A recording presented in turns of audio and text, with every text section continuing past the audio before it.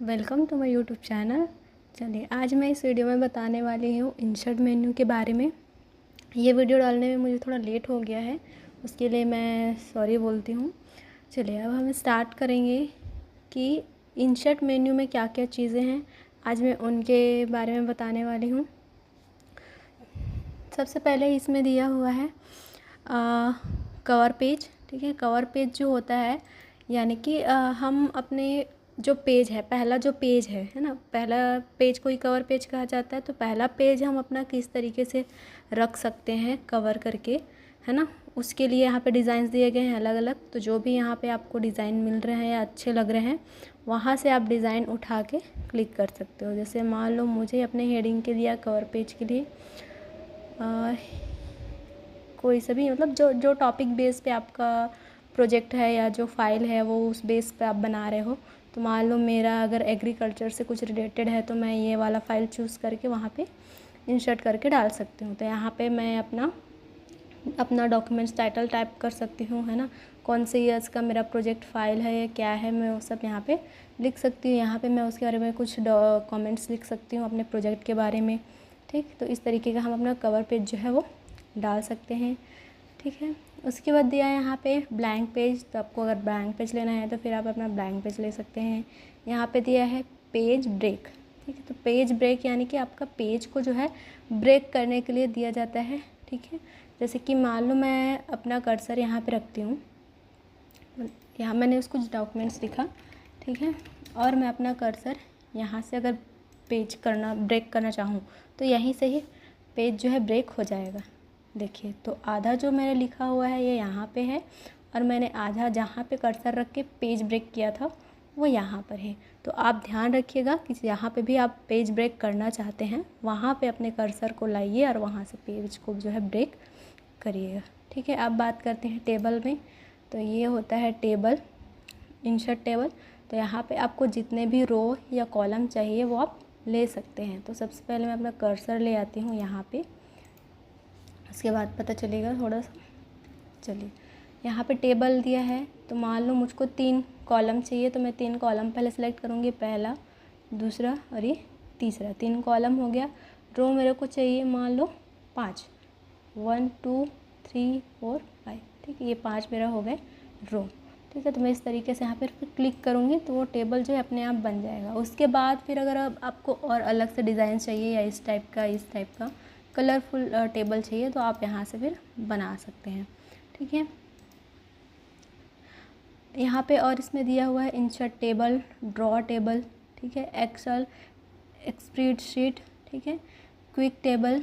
तो हम यहाँ पे इंसर्ट टेबल में होता ये है कि आपको जितना भी रो और कॉलम चाहिए, आप यहाँ पे नंबर ऑफ़ कॉलम दिए, उसमें आप जितना आपको कॉलम चाहिए उतना आप यहाँ पे नंबर टाइप करोगे। मान लो मैंने को 3 कॉलम चाहिए तो मैं 3 लिखूँगी। यहाँ पे 2 रो चाहिए तो यहाँ पे 2 लिखूँगी। ठीक है, या 2 ऑलरेडी लिखा हुआ है, यहाँ से मैं ओके करूँगी। तो पहले मैं देख लेती हूँ मेरा कर्सर कहाँ पे है। चलिए, मैं यहाँ पे ओके कर देती हूँ, ब्लिंक कर रहे। चलिए ओके, तो कर्सर मेरा यहाँ पे था तो ये यहाँ आ चुका है। ठीक है, तो आप ध्यान रखिएगा, आपको जहाँ पे भी टेबल बनाना है वहाँ पे आप कर्सर को रखें। अब आते हैं ड्रॉ टेबल में। आप अपने से ही हाथ से ड्रॉ कर सकते हैं, जैसे इस तरीके से आप जो अपने हिसाब से टेबल को ड्रॉ कर सकते हैं। ये ऐसा जितना भी आपको रो और कॉलम चाहिए आप यहाँ से अपने हाथ से ड्रॉ कर सकते हैं। ये इस तरीके से आप जो ड्रॉ कर सकते हैं। ठीक है, यहाँ पे इरेज़र भी दिया रहता है, अगर आपको कोई मिटाना है लाइन तो यहाँ से आप मिटा भी सकते हैं इरेज़र से। ठीक है, चलिए अब हम बात करते हैं पिक्चर की। ठीक, टेबल हो गया, ड्रॉ टेबल भी आ गया। ठीक है, क्विक टेबल में आपको जो भी टेबल पसंद आ रहा है आप वो टेबल यहाँ से आप क्लिक करके उसमें डाल सकते हैं इजीली। ठीक है,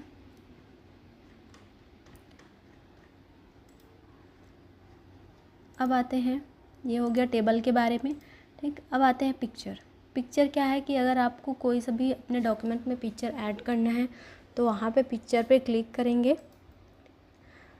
पिक्चर में क्लिक करने के बाद यहाँ पे फ़िलहाल मेरे पास कोई पिक्चर है नहीं, तो मैं यहाँ पे डाल नहीं पाऊँगी फिर भी देखती हूँ अगर मेरे पास होगा एक आध तो डॉक्यूमेंट्स में। ये यहाँ पे मिल गया मेरे को डॉक्यूमेंट्स में, तो मान लो मैं ये वाला ऐड करती हूँ, ठीक है। इंसर्ट करूँगी तो देखिए ये जो है आपका आ गया, ठीक है। तो सॉरी मेरा कर्सर वहाँ पे था। खैर हम लोग इसको ले जा सकते हैं दूसरे पेज में भी, हिला के दूसरे पेज में भी आप इसको ले जा सकते हो, ठीक है। ये यहाँ पे आ गया। अब इसको हम बॉर्डर दे सकते हैं। यहाँ पे ऑलरेडी डिज़ाइन दिया गया है। इसमें हम इसका ब्राइटनेस, कॉन्ट्रास्ट, है ना, रीकलर, फिर से यानी कि हम इसमें कलर जो है वो चेंज कर सकते हैं, ठीक है। ये इस तरीके से अगर आपको चेंज करना है तो आप चेंज कर सकते हैं, अदरवाइज़ वही रहेगा।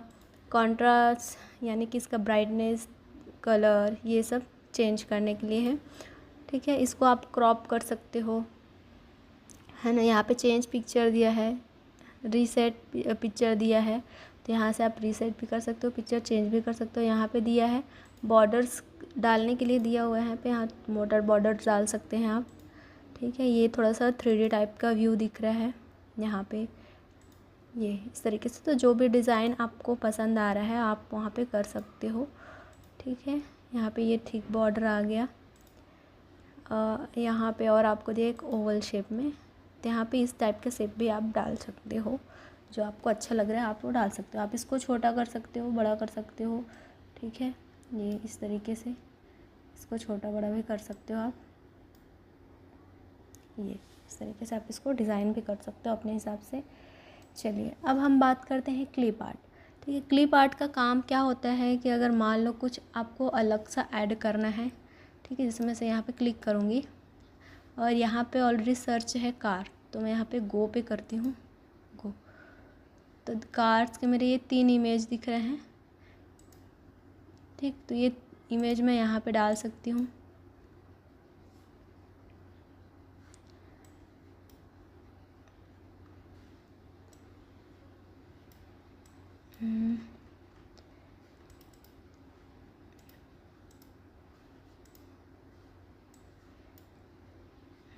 ये देखिए मैं कार यहाँ पे डाल सकती हूँ। चलिए तो यहाँ से आप इसको छोटा बड़ा भी कर सकते हो,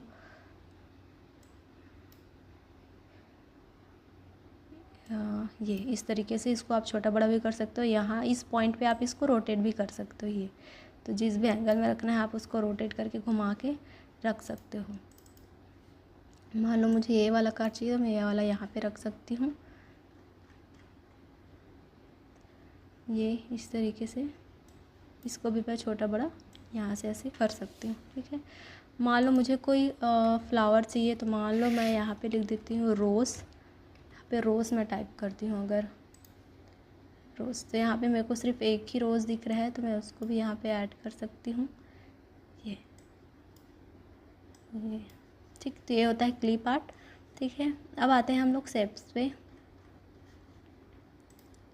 शेप्स में होता है कि आप ये जितने सारे जो शेप दिए हैं वो सब आप शेप जो है आप ऐड कर सकते हो। मान लो अगर आपको लाइन देनी है ना, तो ये लाइन यूज़ करके आप ऐसे एक लाइन दे सकते हो, है ना। जो भी शेप आपको सही लग रहा है वो शेप आप चूज़ कर सकते हैं। मान लो ये राउंडेड रेक्टेंगल चाहिए तो ये मैं राउंडेड रेक्टेंगल चूज़ कर सकती हूँ, ठीक है। ये आप उसमें कलर भी भर सकते हो, है ना, फिल शेप दिया हुआ है, ठीक है। उसके बाद फिर शेप, आउटलाइन में आपको जो भी चाहिए यानी कि जो आपका आउटलाइन का कलर है वो विथ दिया है यहाँ पे, तो आपको जो भी थिकनेस का चाहिए वो आप थिकनेस चूज़ कर सकते हो, ठीक है।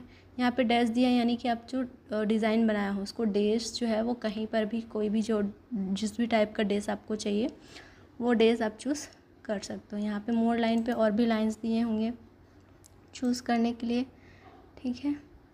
ये हो गया कलर इफ़ेक्ट, ये लाइंस दिया है, ये लाइंस आप और चूज़ कर सकते हो, ठीक है। यहाँ फिर ओके करके आप कर सकते हैं, ठीक है। ये हो गया। चलिए अब आते फिर से इंसर्ट पे। शेप्स के बारे में हो गया, तो कोई सा भी शेप से आप यहाँ से चूज़ करके डाल सकते हो। जैसे ये एरो वाला डालना है तो मैं एरो वाला डाल सकती हूँ, है ना।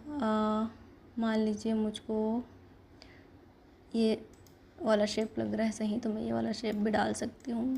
ठीक है, तो जो भी शेप सही लग रहा है वो आप अपने हिसाब से डाल सकते हैं।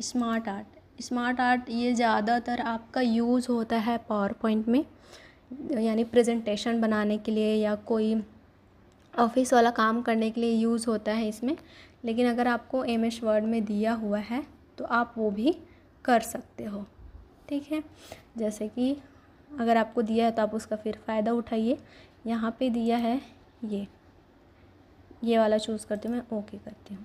ठीक है, तो यहाँ पे मैं टेक्स्ट कर सकती हूँ, यानी कि अगर मैंने ये चूज़ किया हुआ है तो किसी कारण से यूज़ किया होगा। मान लो किसी का नाम लिखना है यहाँ पे, तो मान लो मैं लिख देती हूँ रवि,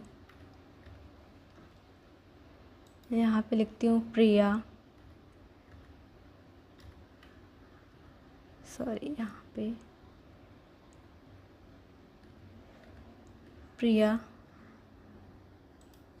और यहाँ पे मैं लिख दूँ निक्की। ठीक है, तो यहाँ से मैं इस तरीके से जो है इसको बना सकती हूँ डिज़ाइंस, या फिर चार्ट बना के मैं रख सकती हूँ ये इस तरीके से।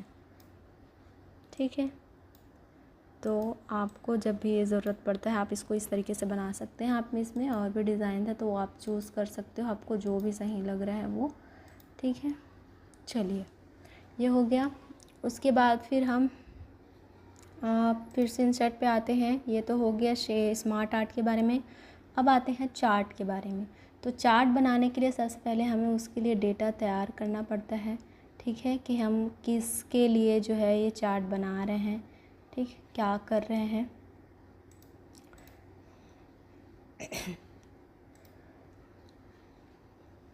चलिए मैंने न्यू पेज ले लिया है क्योंकि वो बहुत ज़्यादा भर गया था। चलिए अब यहाँ पे हम थे चार्ट में। ठीक है, तो चार्ट बनाने के लिए हमको डेटा तैयार करना पड़ता है कि हम किस चीज़ को लेकर के हम चार्ट बना रहे हैं, किस डेटा को लेकर। फिर उस हिसाब से हम अपना जो है कॉलम जो है चूज़ करते हैं, है ना। मान लीजिए कितने बच्चे को सबसे ज़्यादा रैंक आया, है ना, कि कौन से क्लास कौन से ईयर्स के बच्चे लोगों को कम मार्क्स मिले थे, या कौन सी ईयर्स के बच्चे को ज़्यादा मार्क्स मिले थे। तो उसको शो करने के लिए आप जो है अगर चार्ट बनाते हो तो उस तरीके से आपको पहले डिसाइड करना पड़ेगा। तो यहाँ पे अलग अलग आपको दिया गया है चार्ट के बारे में। ठीक है, यहाँ पे कॉलम, लाइन, है ना, बार, सब लाइन बार, पाई, एरिया, ठीक है, सरफेस, इस सभी तरीके का जो है वो चार्ट दिया गया है। ठीक है, तो वहाँ से आपको जो भी चूज़ करना है आप चूज़ कर सकते हो। मान लो मैं ये वाला करूँगी कॉलम वाला, तो ओके, थोड़ा सा भी वर्क कर रहा है। तो देखो यहाँ पे ये चार्ट तो लग गया MS वर्ड में, साथ ही ये भी एक्सेल का शो कर रहा है कि ये जो चार्ट है वो एक्सेल के इस कैटेगरी को लेकर के बना गया है। ठीक है, तो ये अपने आप ही इसमें एक्सेल ओपन होता है जब हम चार्ट ओपन करते हैं। तो पहले हम इसके लिए बनाने के लिए आप यहाँ पे उसको ये डाल सकते हैं अगर आपको डालना है। ठीक है, चलिए यह है चार्ट आपका। ठीक है, सीरीज़ 1, सीरीज़ 2, सीरीज़ 3 दिया गया है। चलिए अब हम आते हैं फिर से इंसर्ट पे। ये हो गया चार्ट, अभी इसका कोई काम नहीं है तो फिलहाल मैं इसको डिलीट कर देती हूँ। अब यहाँ पे आते हैं हाइपरलिंक में। ठीक, हाइपरलिंक क्या होता है? लिंक आप लोग जानते ही हैं, लिंक नाम आपने सुना है कि लिंक क्या होता है, यानी कि जुड़ा हुआ। लिंक का मतलब होता है किसी से जुड़ा हुआ। तो यहाँ पे हाइपरलिंक का मतलब ये है कि अगर आप कोई भी चीज़ क्लिक करते हो, उसको क्लिक करते ही अगर कोई दूसरा पेज खुलता है वो होता है लिंक, है ना। तो उसी तरीके से यहाँ पे भी हाइपरलिंक दिया हुआ है। तो मान लो मैं यहाँ पे टाइप करती हूँ स्टूडेंट। ठीक है, स्टूडेंट,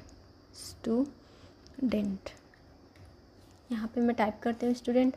अब मुझे इसमें हाइपरलिंक लगाना है तो मैं यहाँ से सिलेक्ट करूँगी। ठीक, अब इस स्टूडेंट को क्लिक करते ही मेरे को कौन सा फ़ाइल चाहिए या कौन सा ऐसा डॉक्यूमेंट्स मैं जोड़ दूँ जिसको क्लिक करते ही ताकि मैं स्टूडेंट क्लिक करते ही वो फ़ाइल मेरे को मिल जाए। ठीक है, तो यहाँ पे मेरे को दिख रहा है, हाँ चलिए मैं अपने नाम से ही देख लेती हूँ क्या लिखा है इसमें। मैं ये वाला जोड़ देती हूँ और ओके कर देती हूँ। तो देखो इसका कलर अपने आप ही क्या हो गया कि ब्लू हो गया। यानी कि मैं अगर इसमें फिर क्लिक करूँगी, अब मैं इसको कंट्रोल कर देती हूँ, ठीक है। यहाँ पे मैं जब इसको प्रेस करूँगी तो वहाँ पे आपको क्लिक करूँगी यहाँ पे, तो देखो यहाँ पे ओके यस कर देती हूँ। तो देखिए मेरे वाले नाम से ये खुल गया है रमा, और उस डॉक्यूमेंट में ये सिर्फ 2 प्रैक्टिस के लाइन 2-4 लिखे डॉट मतलब की भी लिखे हुए हैं, वो भी प्रैक्टिस के लिए रहा होगा, ठीक है। तो ये होता है हाइपरलिंक का काम कि आप किसी भी डॉक्यूमेंट्स को क्या कर सकते हो, जोड़ सकते हो उस वर्ड के अंदर, यानी आप उस वर्ड के अंदर उस एक डॉक्यूमेंट को छुपा सकते हो, वो होता है हाइपर लिंक, ठीक है। चलिए अब हम बात करेंगे बुकमार्क। यहाँ पे मैंने कोई डॉक्यूमेंट्स तो लिखा नहीं, तो टाइप करते हुए मेरे को बहुत टाइम लग जाएगा, तो मैं आपको ऐसे ही बता देती हूँ थोड़ा सा कि बुकमार्क वो होता है, मान लो आपने कोई डॉक्यूमेंट लिखा है और उस डॉक्यूमेंट को आप पढ़ रहे हो, और आप पढ़ते हुए ही मान लो अगर आपको कोई और चीज़ काम करना है या किसी और काम से आपको जाना पड़ गया, तो आपको याद रहेगा नहीं कि आप कहाँ पे थे जब आप पढ़ रहे थे, ठीक है। तो उसके लिए आपको क्या करना होता है कि आप बुकमार्क लगाते हो, जिस भी जगह में आप होते हो वहाँ पे आप कर्सर लेके जाते हो, वहाँ पे बुकमार्क लगाते हो, तो वो जब भी आप फिर उसको क्लोज़ करते हो, क्लोज़ करने के बाद फिर जब आप इंसर्ट पे आते हो, फिर बुकमार्क करते हो, तो आपका कर्सर जो है वो अपने आप उसी लाइन पे आ जाता है जहाँ पर आपने बुकमार्क लगाया हुआ था, ठीक है। क्रॉस रेफरेंस का कोई काम नहीं है। हिडर एंड फूडर क्या है, हिडर यानी हेडिंग देने का काम करता है, जहाँ पे आपको टाइटल लिखना है, हेडिंग लिखना है, कोई मेन चीज़ लिखना है, तो वहाँ पे आप लगा सकते हो। यहाँ पे आपको टाइप्स दिए गए हैं हिडर एंड फूडर्स के, ठीक है। चलिए तो मैं यहाँ पे ये वाला लगाती हूँ हिडर, ठीक है। तो यहाँ पे हिडर दिया हुआ है, मैंने ये वाला लगा लिया, तो यहाँ पे मैं अपना जो भी डॉक्यूमेंट्स है वो टाइप कर सकती हूँ। यहाँ पे एक डेट मैं डाल सकती हूँ, ठीक है। तो चलिए डेट डाल देते हैं, मान लो आज 25 है ना, एंड 405 स्लैश एंड 2023, ठीक है। ये मैंने डेट डाल दिया। अब यहाँ पे मैं अपना कोई भी जो भी टाइटल देने वाले हूँ उस डॉक्यूमेंट में वो डाल सकती हूँ, तो ये होता है हिडर। और दूसरा चीज़ ये है हिडर का और कब काम आता है, दूसरा चीज़ ये है कि जब भी आप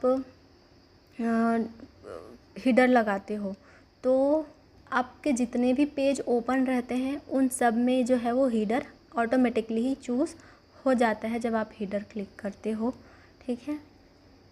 यानी कि अगर कोई एक ही चीज़ जो आप हर पेज में लिखना चाहते हो, कोई हेडिंग है जिसको आप हर पेज में लिखना चाहते हो, तो वहाँ पे भी आप हिडर और फूडर का यूज़ कर सकते हैं, क्योंकि आप एक बार जब एक पेज में टाइप करेंगे वो आपके सारे पेज में टाइप होगा।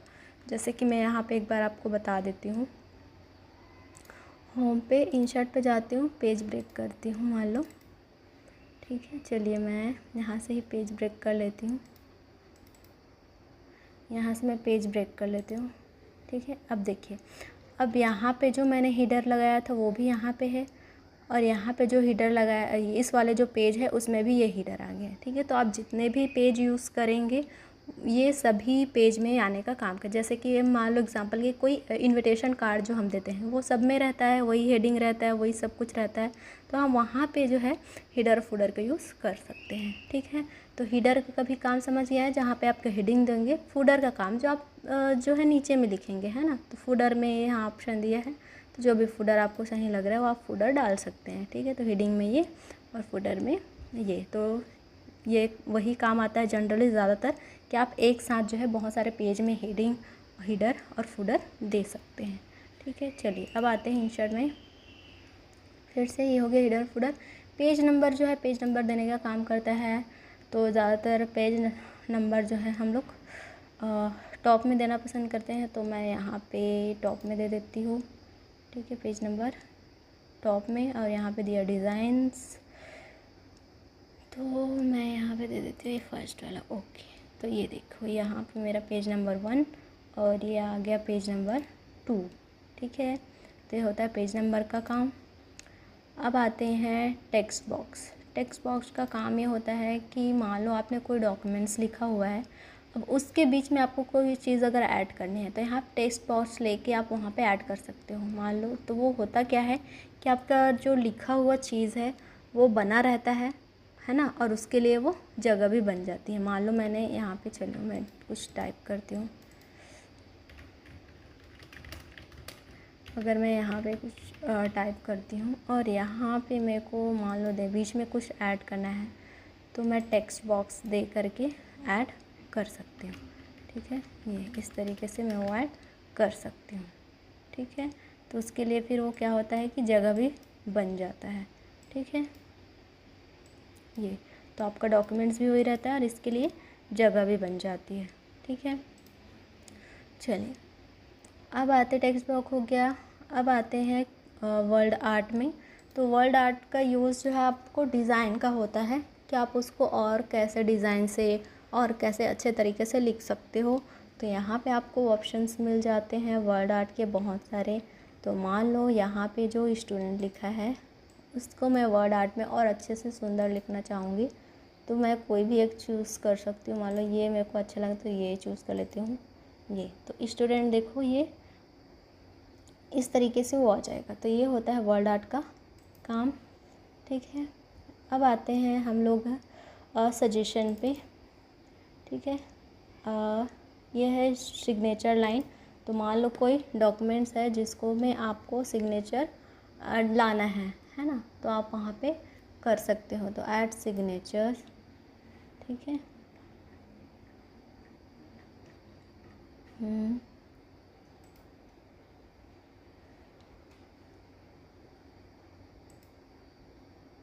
Signature Microsoft signature.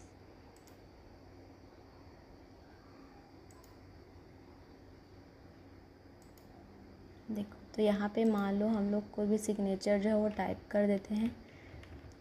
हट जा रहा है, चलो रहने दो। सिग्नेचर लाइन, यानी कि सिग्नेचर लाइन जो है आपका कि किसी का सिग्नेचर ऐड करना है आपको तो उसके लिए होता है। ठीक है, यानी कि अगर कोई डॉक्यूमेंट्स है जिसके डॉक्यूमेंट्स के साइन आप जिसमें भी मतलब साइन चाहिए उसमें, है ना, तो वो उसके लिए काम आता है। यहाँ पे आता है डेट एंड टाइम। ये होता है डेट एंड टाइम। तो डेट एंड टाइम देने के लिए होता है। तो मान लो यहाँ से हम दे देते हैं डेट, ये ओके।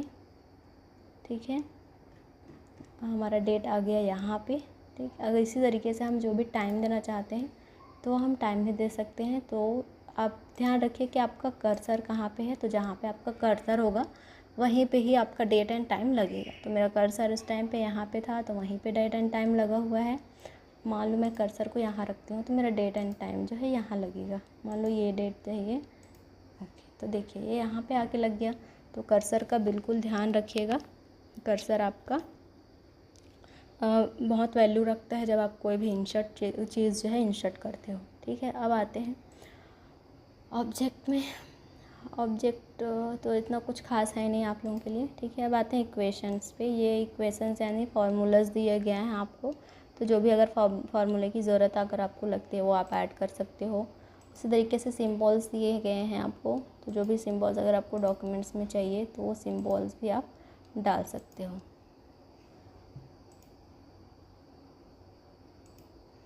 ये देखो ये इस तरीके से अगर आपको सिम्बॉल्स की ज़रूरत पड़ रही है तो आप वो सिम्बॉल भी डाल सकते हैं। ठीक है, चलिए तो इस तरीके से फिर आपका पूरा इंसर्ट जो है वो कंप्लीट होता है। इसके अलावा और भी अगर आपको कोई जानकारी चाहिए तो आप कमेंट में बता सकते हैं। ठीक है, और साथ ही साथ अगर आप हमारे चैनल पे नए हैं या अभी तक आपने सब्सक्राइब नहीं किया है तो आप ज़रूर सब्सक्राइब कीजिए, क्योंकि इस चैनल पे आपको सभी कंप्यूटर से रिलेटेड सभी चीज़ों की जानकारी मिलेंगी। Thank you.